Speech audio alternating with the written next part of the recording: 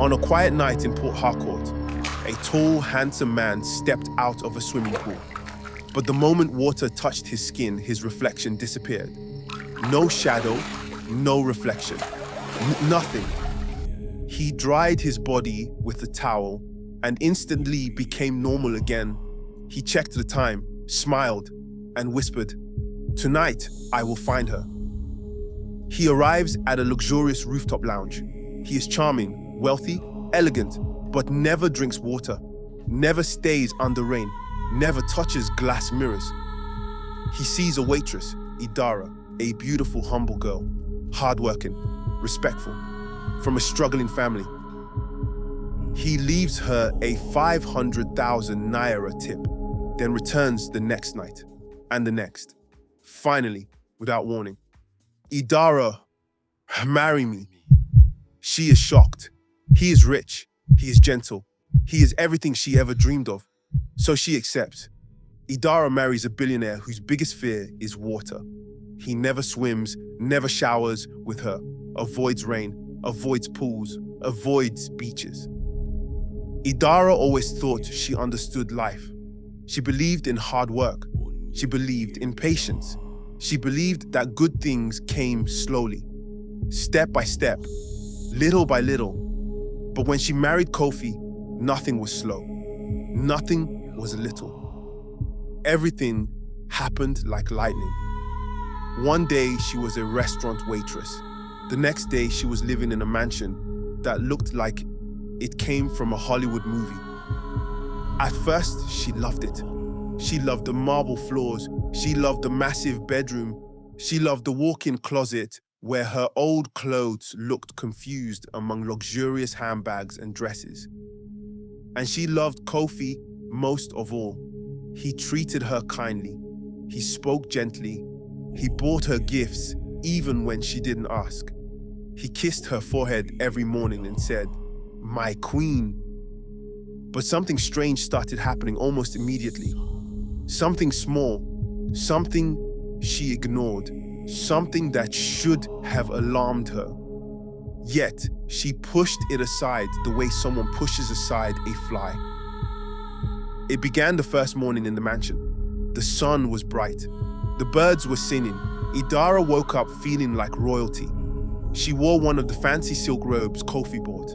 It felt soft on her skin, and she laughed quietly at herself. Imagine me, Idara, wearing silk. She walked towards the bathroom, ready to shower in the beautiful glass-walled space with warm steam and scented soaps. "Kofi," she called. "Are you awake?" No answer. She pushed the bathroom door open and froze. He was standing at the far end of the bathroom, dry, completely dry, and he stood far away from the shower area like water was poison. He forced a smile. "Oh, you're awake." She blinked. "Kofi, aren't you bathing?" He cleared his throat. "I already did." She stared at his completely dry legs, dry feet, dry hair.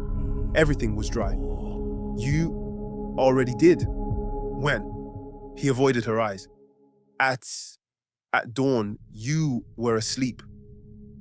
Idara frowned. "Well, okay." She shrugged it off, though something inside her whispered, "That's odd." But life moved too fast for her to think properly. The second strange thing happened that evening. Kofi came home carrying boxes. She rushed to hug him. He held her waist but kept his body angled away from her, almost like he didn't want her chest to touch him. She laughed softly. "Baby, what's inside the boxes?" "Perfume," he replied. "Skin oils. You'll like them." He placed the boxes on the floor but refused to sit. Instead, he stayed near the window, where the air was cool and far away from the humid bathroom. Idara lifted a bottle of perfume. It smelled good, warm and sweet. "You didn't buy any for yourself?" she asked. "No," he replied quickly. "My body doesn't respond well to fragrances." She raised a brow. "But you always smell fresh." Silence. His expression changed for half a second. Tight, alert, almost nervous. Then he smiled again. It's natural, she nodded slowly. Another strange moment. Another fly she swatted away from her mind. Days passed. The mansion remained perfect. Their dinners were perfect. Their nights were perfect. Except, every night, just before bedtime, Kofi would slip out of the room. Sometimes he said he needed to make business calls. Sometimes he said he needed fresh air. Sometimes he said he wasn't sleepy. But he never stayed in the bed with her at night. Idara loved him, but something inside her chest tightened a little each day. Does he not find me attractive? Is he hiding something? Does he regret marrying me? She tried not to think about it too deeply. She didn't want to ruin what felt like a dream. But the dream wasn't stable. It floated like foam on water, beautiful but delicate. One Friday night, Idara invited her best friend Ekayet over. Ekayet walked around the mansion with her mouth open. Idara, this is paradise. God has remembered you. I can't believe you are living like this. Idara smiled proudly, but the smile didn't reach her eyes. Ekayeta asked, "Where is your husband? I want to greet him." Idara hesitated. He stepped out. He always steps out at night. Ekayeta's forehead wrinkled. He doesn't sleep here? Well, he comes back in the morning. He says he's working. Ekayet slowly lowered herself onto the couch. Idara, she whispered, are you sure something is not wrong? Idara felt her heartbeat jump. She grabbed her friend's hand quickly. Don't say that. Kofi loves me. He buys me things. He praises me. Ekayet squeezed her hand. I know, but love is not about gifts. It's about presence. A man who disappears every night. Just be careful. Idara swallowed hard. Her chest felt heavy. Her friend continued, voice calm but serious. And another thing, you've been married almost 2 months, but I've never heard him talk about his past. His parents, his childhood, his siblings, nothing. Idara tried to laugh. Kofi is private. Too private, Ikayeta whispered. Silence wrapped the room like a thin blanket. Uncomfortable, suffocating, quiet. Idara forced a smile. I'll talk to him. Ekayet nodded, but her eyes carried shadows. That night, Idara waited for him. She sat on the bed in her silk robe, arms folded, chin raised. When Kofi opened the bedroom door, his face fell slightly. You're awake? Yes, she said, I'm awake. He stepped in quietly. Did something happen? He asked. Yes, she replied. I want to talk. He exhaled slowly, very slowly, as if he already knew where the conversation was going. Why don't you sleep here at night? She asked. Every time I look for you, you're gone. Every night, every single night. He turned away. Idara, you wouldn't understand. Make me understand. He hesitated. Then he forced a smile, a soft one. I promise you, nothing is wrong.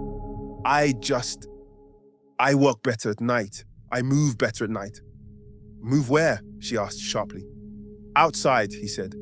Somewhere quiet. Her eyes narrowed. Kofi, I'm not stupid. Something is happening. Something strange.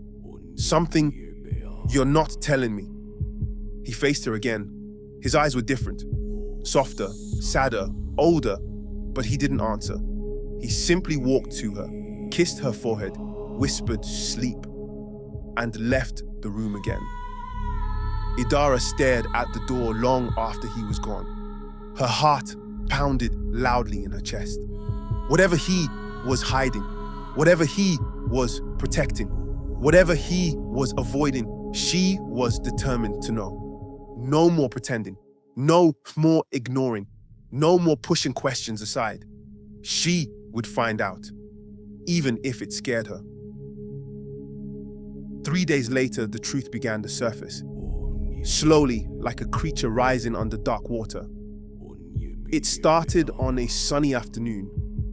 Idara was scrolling through social media when she saw a couple doing a couple swimming challenge. The woman was laughing. The man was laughing. They splashed each other, hugged each other, kissed each other in the water. Idara smiled, then frowned. She realized something. Kofi never swam, never touched water, never stepped near the pool behind the mansion. He avoided it like sickness. Suddenly, something in her chest tightened. Something painful and sharp. A memory flashed. The first week after their wedding, she had excitedly asked, "Baby, let's go swimming together." And he froze, completely, like someone poured ice inside his soul. He said, "Never," just like that. No explanation, no smile, no softness. Never. That was the moment she should have realized something was terribly wrong, but she was too in love to see clearly. Now her eyes were opening, slowly. That evening, she approached him carefully. "Kofi," she said softly, "let's go swimming tomorrow." His entire body went still, not slow, not subtle, still, like a statue. "Why?" he asked. "Just to relax, it's fun, and it's healthy. And couples do it together." "I don't swim." "I want us to try," she insisted. "No." His voice was sudden, firm, almost angry. Idara stepped back a little. "Why can't you swim with me?" she whispered. He swallowed hard, his jaw tightened. "I can't, and you must never ask me again." Idara's skin prickled. A small chill ran down her spine. She whispered, barely audible, "I think you're hiding something." Kofi looked away. "Please," he said softly. "Don't push." But Idara pushed. The next evening, she tried again. "Baby, just an hour, just one swim. Please now." "No." "Why?" "Because I can't." "What does that even mean?" He rubbed his forehead, frustrated. "Idara, I'm begging you. Don't make me go near that water. Don't force me." But Idara was already crying. She felt unwanted, rejected, shut out. "You're my husband," she said. "Why can't you be close to me? Why can't you do simple things with me? Why do you act like water will kill you?" His lips trembled slightly. He opened his mouth, then closed it. "Idara, please." She didn't listen. She grabbed his hand. "You're swimming with me today." "Idara, today, I'm your wife, and I'm not letting this go." His breath grew shaky, uneven, fearful. Something in him seemed to unravel. But she pulled him toward the pool anyway. The pool water sparkled under the evening sun, quiet, blue, beautiful. Idara stepped inside happily. "Come in," she said. "It's warm." Kofi stood at the edge, shaking slightly. He removed his shirt slowly, like someone walking toward their death. Idara laughed softly. "Baby, you're acting like a child. It's just water." Kofi whispered, voice cracking. "No, Idara, it's not just water." She didn't hear him clearly. "Come on, don't make me drag you." And then she splashed him playfully. A single splash. Just a small splash on his leg. But that small splash destroyed everything. Immediately, his skin began to ripple, like something underneath was moving, shifting, breaking free. "Kofi," Idara whispered. He gasped, a desperate, terrified gasp. "Idara, step back. What's happening to you?" His legs trembled violently. The muscles twisted, merged, stretched, and then splash. His legs fused together. His skin shimmered like wet silver. Scales exploded across his lower body. A long tail formed behind him, shining like moonlit water.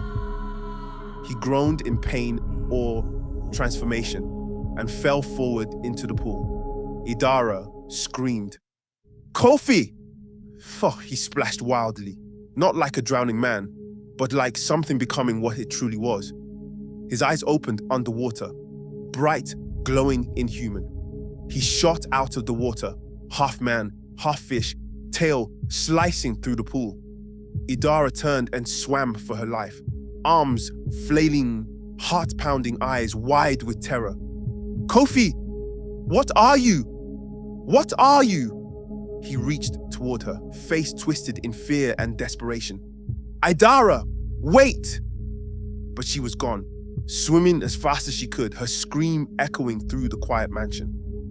And behind her, the creature that used to be her husband cut through the water, chasing her with terrifying speed.